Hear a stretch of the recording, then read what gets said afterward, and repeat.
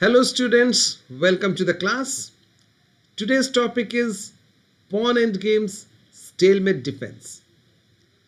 This is a very important topic because this will teach you the most important defensive technique when you are losing or when you are behind in a pawn endgame. Suppose your opponent has a pawn and king and you have nothing. Then how you can save the game and draw the game, this is what today's class will teach you. Okay, so let's start right away. Suppose you are black in this position and your opponent is having an extra pawn which is trying to promote this way. Okay, so white has to move many squares in order to win, but the king is near the pawn this time, so the king will help the pawn to advance all the way up to the square of promotion. But how can black defend? Well, the defensive technique is called stalemate defense, and we shall be learning why it is stalemate defense.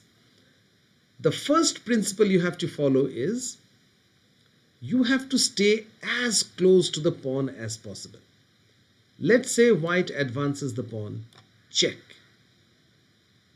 The king has to stay here. It shouldn't go far from the pawn, but it should stay as close to the pawn as possible, blocking the pawn from advancing further. The king has to support the pawn this way. Otherwise, the king moves anywhere else. Black simply captures the pawn, draw. So the king has to come here. And now black's king is unable to stay next to the pawn. It has to go back. Where? It's always advisable to move straight downwards. Okay, no tilt. One shouldn't, although this is still possible, you can still draw, but the best and the most grammatical move is to move straight behind the pawn. Okay, now when the king advances to help the pawn move forward, again stay just opposite to the opponent king, as close as possible. Whenever the pawn advances, stick to the pawn. The king goes here. Again, you are forced to go behind. Go straight behind the pawn. Okay, so this is the only thing you have to remember. As close as possible to the pawn, and when forced behind, go straight back, not right side or not left side. Now the king comes forward once again. Stand in front of the king. The pawn advances. Block the pawn. And when you're forced to go back, go straight behind. So you keep on repeating this same technique again and again, and white also will keep on advancing. The king comes up, king in front of the pawn. All these moves are the best and the most grammatical moves. Now white advances, again stick to the pawn. King comes here, you're forced to go back, and again go back straight. And this will ensure that you can actually save the game and draw from this position. Now when white plays king f6, you go king to f8 square. Again, exactly in front of the king. When the pawn advances, again block the pawn. And when the king defends the pawn, immediately the game is drawn because of stalemate. There is not a single square for the king to go. There is no check. So a mate without a check is stalemate, which is a draw. Right, so this is how you have to save your game if you are behind in the end game. If you are one pawn down, you can still draw. But of course, the most important feature is your king should be very close to the pawn.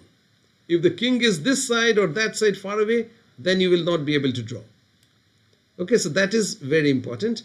Another point was, okay, let's see, say in this situation, we saw that black played straight behind the pawn.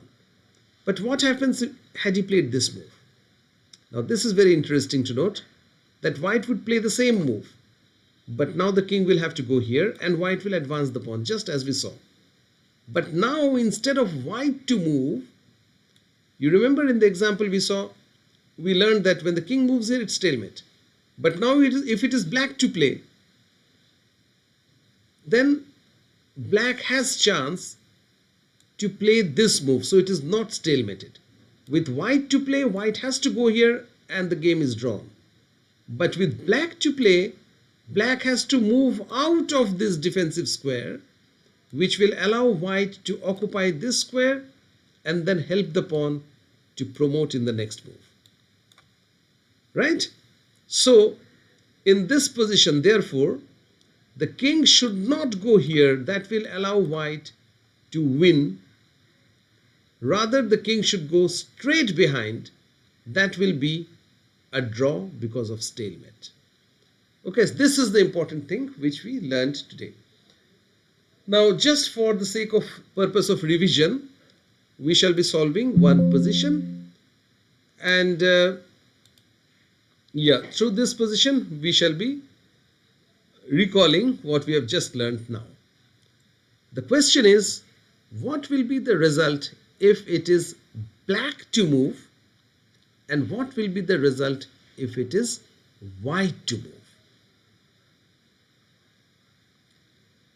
Okay guys, I am sure most of you were able to solve this position.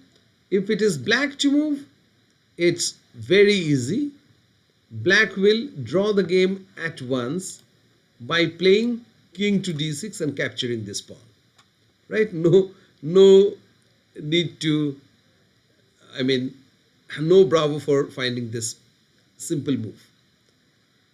But the question is, what happens if it is white to move? White's king will come forward so that the king cannot capture the pawn.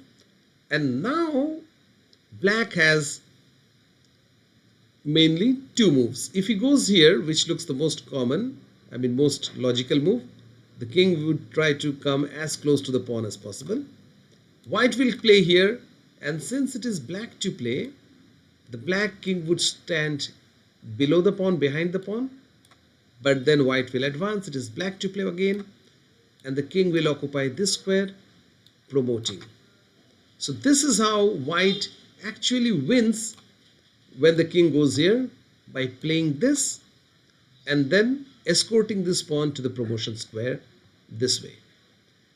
And what if the king goes here?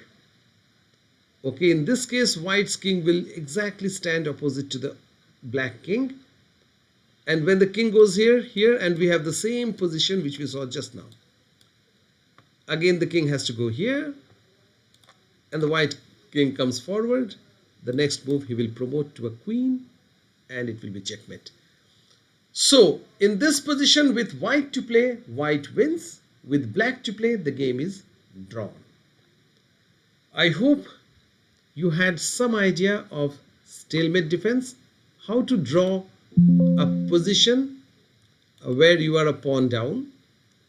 And it's good if you can practice with your friends in practice sessions from this position, and you can alter. Your friends can take black ones, you can take black ones, and then you can be very fluent in finding a draw from a pawn down position. That's all for this class, students. Meet you in the next class. Goodbye.